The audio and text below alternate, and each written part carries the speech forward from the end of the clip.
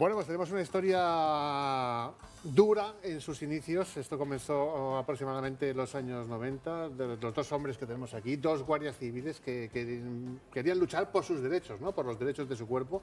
Fueron detenidos y encarcelados en prisiones militares y después de 34 años sus derechos han sido reconocidos por el Congreso de los Diputados y el Congreso de los Diputados ha considerado injusta su expulsión y ha ordenado que se les vuelva a reingresar como guardias civiles. Es un placer recibir a Alejandro Borja, guardia civil. Hola.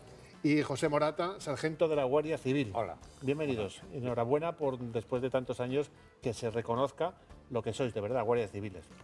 Falta mucho, pero se ha dado un buen paso. Muy buen paso. Se ha dado un buen paso. Manuel Moreno, bienvenido. Hola, buenos días. Qué historia, ¿verdad? Hay que remontarse a 34 años. Pues fíjate, me estaba yo acordando, cuando yo entraba en ABC a trabajar, año 1989, a este señor que tienes a tu derecha, a este señor lo detenían e ingresaba en prisión. José Morata. José Morata. Días más tarde entraba en prisión Alejandro Borja. Es una historia, intentar crear un sindicato. Este sindicato, que iba a ser el Sindicato Unificado de Guardias Civiles, el germen al final de la Asociación Unificada de Guardias Civiles, por lo que les costó fue terminar con sus huesos en prisión. En una operación, si no me equivoco, Operación Columna. Nos empezaron a investigar por ahí. Sí, en el año 89, en vista de que no conseguían nada para eliminar o reprender lo que era el sindicato, se montó una operación que yo considero que es la mayor operación que ha montado nunca la Guardia Civil, porque englobaba a todas las comandancias de España y unos encargados en Madrid que recogían toda la información de la comandancia, tratando de identificar en cada provincia los compañeros que pertenecían. Bueno, era una operación más de la Guardia Civil. El problema de la operación Columna es de que en la misma operación Columna habían mandos y había incluso jueces militares que lo que hacían era incitar a los investigadores a cometer delitos para lograr nuestra detención. La detención de sus propios compañeros. Sí.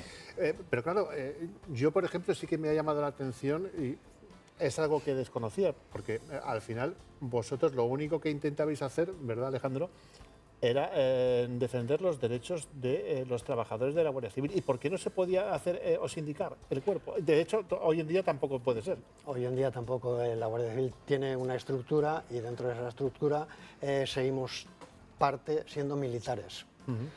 Lo que pasa es que de lo que hicimos y lo que conseguimos, nuestros opresores también se han beneficiado. O sea, los mismos que iban contra nosotros han recibido todos esos beneficios que hemos conseguido a lo largo de los años. ¿Qué son, por ejemplo? ¿Qué beneficios, por ejemplo? Pues el horario de trabajar 48 horas que trabajamos entonces, hoy en día tienen regulado el tema de horario de servicio. Tienen también la ventaja de saber que pueden quedar con sus familias y sus amistades con un tiempo prolongado. Antes no se podía. Tienen una serie de derechos que al fin y al cabo tienen todos los trabajadores de este país, más o menos. Todos los derechos no, falta mucho por... Correcto, pero muchos de esos derechos, sí, muchos, por ejemplo, muchos se han conseguido. Manuel y yo tenemos. Efectivamente. Y nosotros como guardias civiles defendemos los derechos de los demás, que nosotros no tenemos.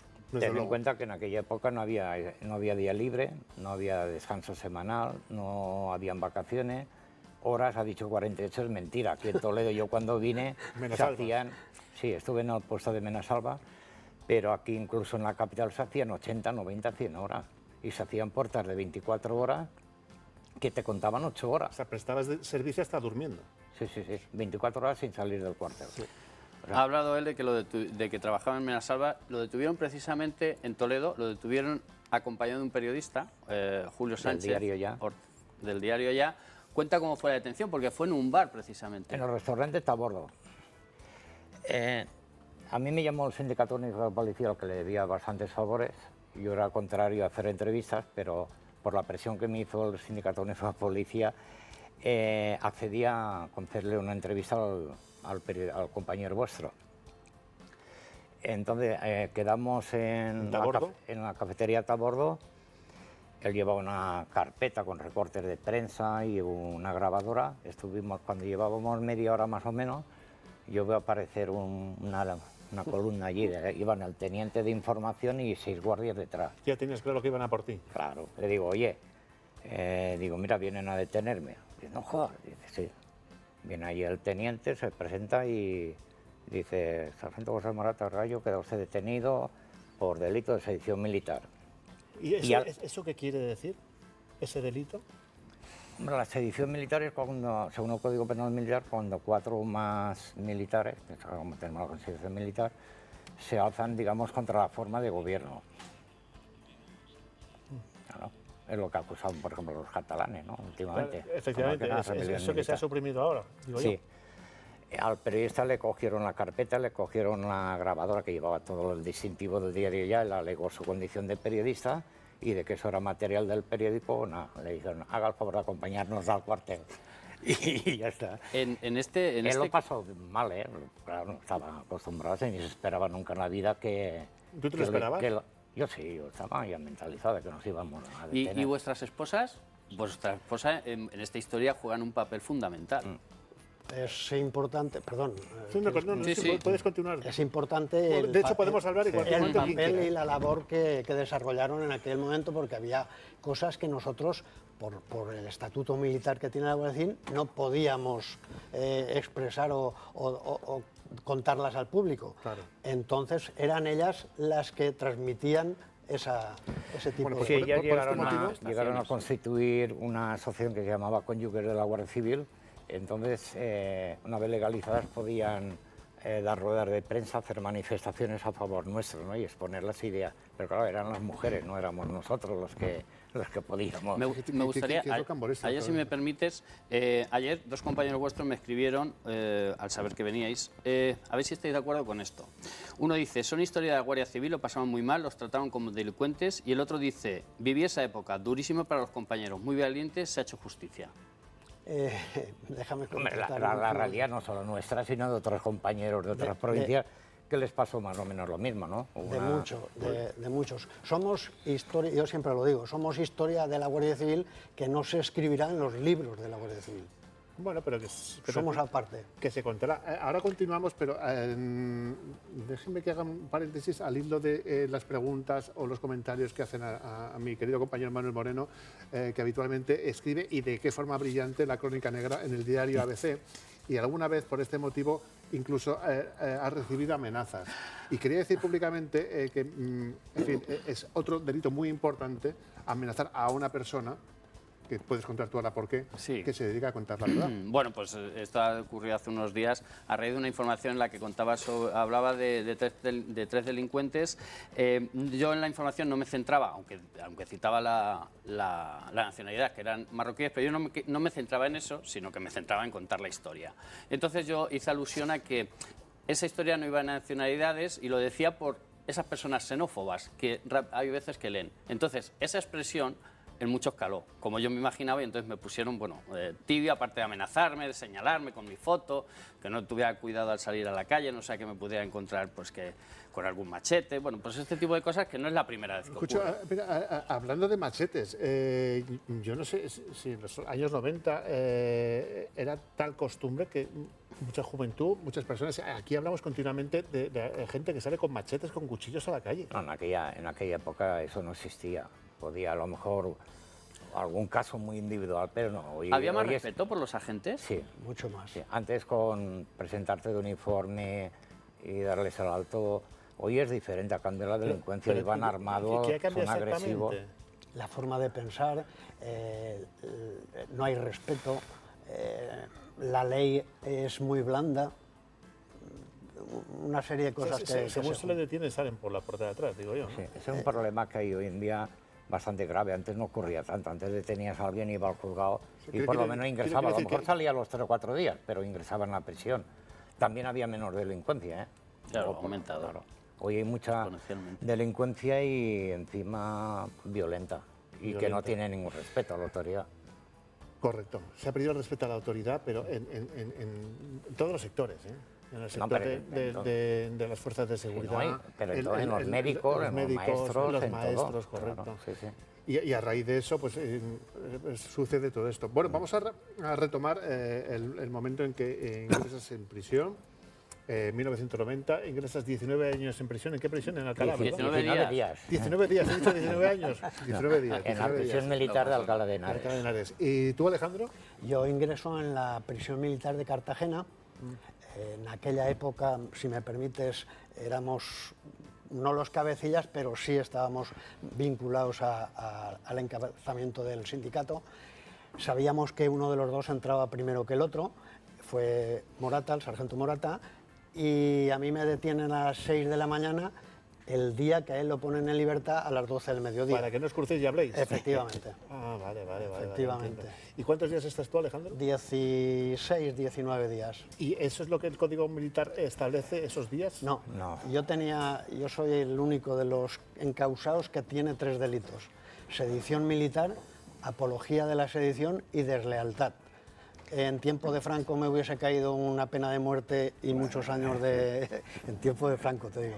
Y aquí me imagino que en unos 20 años más o menos lo hubiesen ¿Y por qué salís de prisión a las 3 semanas? El fiscal militar pedía 10 años más o menos para los guardias. En total fuimos 34 o 40 los detenidos.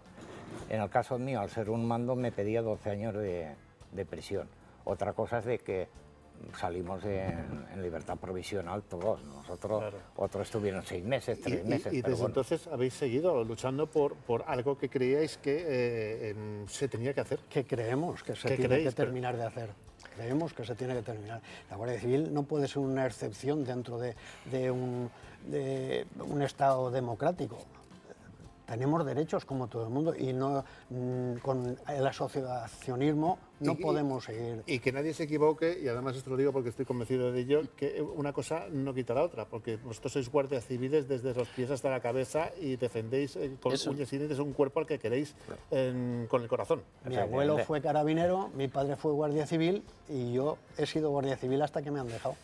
Y yo nací en un cuartel de la Guardia Civil, mi padre también era guardia civil. Una curiosidad, ¿qué diferencia había entre cómo eran las prisiones militares en las que estuviste? La mía con rejas, la de Alcalá. La mía era un hotel de lujo. Ten en cuenta que allí estaba el teniente general Milán del Bosch, había comandantes, había, sí. Hombre, no había rejas. Esa yo creo que fue como la de Bukele, ¿no? Que batió el récord de una construcción. Allí hicieron cuando el golpe de Estado hicieron una cárcel, no sé, pues en 3 o 4 meses. Había 2 aulas, una para jefes y oficiales. ¿Melía Meco o algo así? No, Meco es la, sí, la normal. La de esto era Alcalá de Henares, se llama. Bueno, pues casi que tuvieras que dar 2 meses más, no sé si estaba también. Hombre, es jodido estar en la cárcel, pero estábamos en una cárcel que estaba hecha para mando y no es lo mismo que la tropa, ¿no? Me gustaría recuperar una frase que tiene escrita en Twitter y creo que la tienes también tatuada, ¿no? Nos quisisteis quitar tanto que nos quitasteis hasta el miedo. Lo dicen bien claro. Nos hicieron padecer tanto, nos perseguían por tantos sitios que nos quitaron el miedo prácticamente a lo que pudiese pasar. ¿Y ahora habéis recuperado la dignidad? Eso, una vez hecho lo que nos hicieron, cuesta mucho, pero bueno. Bueno, la dignidad, porque te expulsen, no. La dignidad es una cuestión de la persona y nadie te la puede quitar. Yo creo que nunca hemos perdido la dignidad, tampoco hemos perdido el aprecio de los compañeros en la gran mayoría. Había alguno que nos quería ver ahorcados, pero bueno, hoy en día, sin embargo, están en asociaciones apuntados. Sí, porque estos dos... Sí, perdona. Sí. Pero que no... Eso de recuperar dicen el honor y oye, no perdí nunca el honor, aunque me hayan expulsado. El honor y la dignidad tampoco. Yo he seguido sintiéndome guardia civil, aunque estuviese en la calle y nada. Porque vosotros, claro, llegan a enseñar como ovejas negras, seguramente, ¿no? Dentro del cuerpo. Ahora ya no tanto, pero todavía queda alguien, pero en aquella época había... Una pregunta, claro, ahora, a ver, ahora mismo está esta asociación tan brillante a la que pertenecéis, pero ¿volvería a suceder lo mismo? Si yo, por ejemplo, pertenezco al cuerpo de la Guardia Civil y empiezo a reclamar o a intentar sindicar el cuerpo y a reclamar una serie de situaciones, ¿me podría llevar a la No, prisión militar? Hoy por No, hoy? hombre, hoy ten en cuenta que lo hacemos todo a nivel político y a nivel de denuncia. Nosotros tenemos denunciado en los tribunales europeos el derecho de sindicación, lo que pasa que estamos a la espera. O sea, hay otros medios de lucha. En aquella época no podía... Ya, no, esto lo digo porque- que un guardia presentase una instancia basándose en el derecho administrativo, enseguida te metían un expediente Y antes de disciplinario. despedido, el día 19 de julio, ¿qué sentisteis cuando los diputados se giran y os aplauden? Es una emoción, te pasa por la cabeza en el momento un montón de cosas. Por si alguien se acaba de incorporar, es que después de 30 años, no, 34 años de lucha por defender los derechos de la Guardia Civil, una defensa que les llevó a la cárcel, a la prisión militar, el Congreso reconoce la injusta expulsión de José Morata y otros guardias civiles expulsados que podrán reingresar gracias a la ardua lucha de la UGC. Es nuestra asociación. 19 de julio. La criamos nosotros, o sea, la hemos parido esa asociación con todo lo que conlleva detrás del dolor que han pasado nuestras familias. Bueno, después de 27 años expulsados, creo que es de justicia hacerlo. Y además teniendo en cuenta que durante estos años ha habido 3 proposiciones no de ley aprobadas con unanimidad, o por mayoría en el Congreso de los Diputados reconociendo la reincorporación. 2 eran de UPyD y una de Centro Democrático. Y sin embargo no se han llevado a cabo. Lo que pasa que eran proposiciones no de ley, que normalmente no se Porque cumplen. los partidos políticos han apoyado siempre. El Partido Socialista siempre nos ha engañado, siempre. El Partido Popular nos marcó una raya. Ya creo que con eso te lo he dicho todo. UPyD, Centro Democrático y ahora últimamente Izquierda Unida, que es el que ha conseguido llevar al Congreso de los Diputados la rehabilitación nuestra. Y una curiosidad, ¿qué os dijisteis aquel día?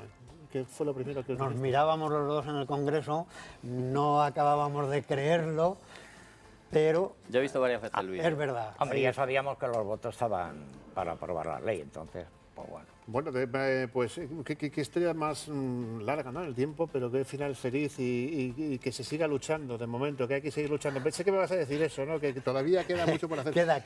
Pero déjame que aproveche, Manuel, si Sí, te parece, ya que tenemos a 2 guardias civiles con una larga y dilatada carrera tan buena y profesional, para hablar de algún tema de actualidad. Hemos tocado hace un momento el asunto de la juventud, la delincuencia, que sale con cualquier arma a la calle y cada vez tenemos más delincuencias. Hemos hablado de las prisiones, estas prisiones militares.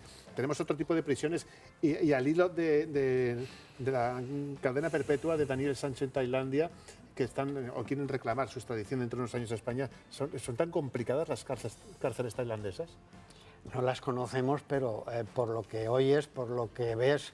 O sea, hay mucha diferencia con las cárceles de España. Muchísima debe haber, muchísima. Hombre, tú ten en cuenta que tú hablas con un rumano, un marroquí, incluso un español. Yo tengo amigos de mi vida que he tenido que han estado en cárceles alemanas y dicen que no hay punto de comparación. Te hablo de españoles, que han estado en Alemania, y te hablo de un país europeo y dicen que las españolas son, vamos, como un hotel, para ellos un hotel. Un hotel. Ojo, Bueno, luego está el debate de si es justo o no que alguien que ha cometido un crimen de estas características que pueda vivir en una cárcel alegremente, ¿no? O sea, el otro día lo debatía con una persona. Bueno, al final, si has cometido una atrocidad tan importante, lo debes pagar con una pena importante y en una cárcel seria. sí, pero que tampoco la gente se piense que estar 30, 40, 50 días, un año en prisión no es ninguna maravilla. Eso te lo dicen los jueces, los abogados, que es un castigo. O sea, es un castigo estar en prisión. Es verdad que no es lo mismo estar en una prisión sucia, abandonada, que estar en una prisión española, que donde tienen la limpieza, están en unas condiciones mejores que en otros sitios. Y tampoco es lo mismo que seas un delincuente habitual a que seas una Hombre, persona por como tú, supuesto. que tengas mañana un problema, un accidente o algo y te ingresen. Claro. También depende de cada uno. De la gravedad. Y Claro. por último, aprovechando que está aquí nuestro querido Manuel Moreno, ¿cuál es la última hora del asunto de...? Hemos visto cómo recibía, que me ha emocionado, ¿no? El Papa Francisco, la camiseta que le entregaba la madre del pequeño asesinado en Mocejón, Qué imagen más bonita, ¿no? También, Sí, lo he visto precisamente. Además, Axel, el portavoz, ha escrito: después le ha dado las gracias a las compañeras porque es un gesto muy bonito que nos reconforta en estos momentos tan difíciles. Y gracias al Santo Padre por tener presente a nuestro niño. El presunto asesino ha sido cambiado de prisión, ha pasado de la prisión de Ocaña 1 a la prisión de Segovia, porque hay un módulo psiquiátrico y allí instituciones penitenciarias, que es la que ha tomado la medida, considera que estará mucho mejor que en la prisión de Ocaña 1, que allí estaba en la enfermería. Bueno, pues claro, se está a la espera de juicio. Ya veremos cuándo llega El juicio va para largo. Va para largo. Primero hay que hacer ese análisis forense. Bueno, mira, hablábamos hace un momentito precisamente de ver el ADN si está en el cuchillo. Claro, ellos esto lo conocen la trayectoria y dicen que es verdad. Es que no es una cosa, no son unos resultados que se conozcan de un día para otro. Es que la gente ve muchas series americanas que a la media hora tienen el ADN. O sea, eso lleva un tiempo de laboratorio. Bueno, lo que ya que estamos hablando de este sí. caso, y para finalizar, el presunto asesino de Motejón ahora mismo está en prisión provisional comunicada a la espera de juicio y también a la espera, ¿no?, de ese informe psicológico y psiquiátrico, ¿no? Parece ser que tenía un 70%, ¿no?, de disminuir Eso, Alfonso, igual. Los forenses van a ir, pero no van a ir de un día para otro. Lleva su tiempo Van todo. a hacer un examen. Me refiero que a la hora, en el caso de la Guardia Civil, ¿no?, de tener a una persona de estas características a la hora de interrogarle, ¿no?, pues que también tiene que tener su complicación. Hombre, tendría que, aparte del abogado, me imagino que alguno Sí, no, de asuntos sociales o un psicólogo, psiquiatra o algo. un psiquiatra. Eso es que también es difícil en un momento determinado saber si ese señor, un guardia no puede decir que está. Claro, efectivamente. Claro. Es muy difícil, ¿verdad? Sí. Vuestro trabajo es muy complicado, desde luego Claro. que sí. En fin, pero a veces la vida pone las cosas en su sitio. Y de momento falta mucho por hacer. Pero Las ha puesto Alejandro Borja. Bueno, Guardia Civil, muchísimas gracias, enhorabuena, y por supuesto al resto de compañeros. José Morata, sargento de la Guardia Civil, por la lucha de tantos años, que por lo menos estén empezando a dar sus frutos. Manuel. Esperamos. Ahora vas a tener la suerte de ver el pasamontañas que llevaba Alejandro cuando daba la rueda de prensa, que no lo va a sacar, pero ahora te lo va a enseñar. Sí, bueno, pues me quedo con eso. Lo puedes enseñar si quieres, ¿eh? Ahí lo traía. Con ese ha dado varias ruedas de prensa, con esa se daban las ruedas de prensa. Claro, fíjate, porque si no, teníamos un problema. Pues muchas gracias. Y grande. Muchas Gracias a vosotros. Muy bien. Manuel.